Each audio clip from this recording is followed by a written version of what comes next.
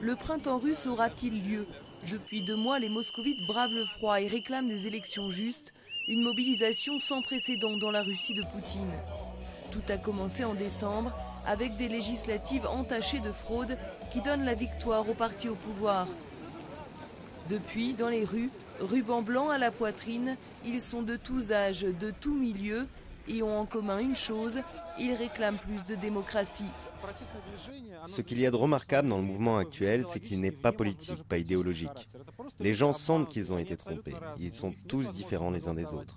Mais ils n'ont pas la possibilité de voter, d'élire leur candidat, car leur voix a été volée. Pour la plupart, ces manifestants iront voter dimanche contre Poutine, plus que pour un candidat. Des candidats dans lesquels ils ne se reconnaissent pas et qui servent surtout de faire valoir pour l'homme fort de Russie. Tous les moyens de contrôle sont dans les mains de la bureaucratie au pouvoir. C'est elle qui décide qui peut participer aux jeux politiques et ceux qu'elle n'aime pas, eh bien ceux-là sont éliminés. Au comité d'organisation de l'opposition, on prépare l'après-présidentielle.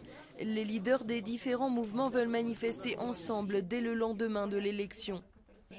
La vie ne s'arrête pas le 4, ni le 5 mars. Il n'y a aucune autre date. Bien sûr, il va faire froid, ce ne sera pas confortable, mais c'est seulement par des actions communes, organisées et quotidiennes que l'on arrivera à quelque chose.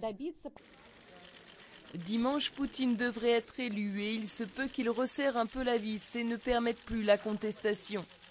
Les espoirs des derniers mois risqueront alors de s'essouffler.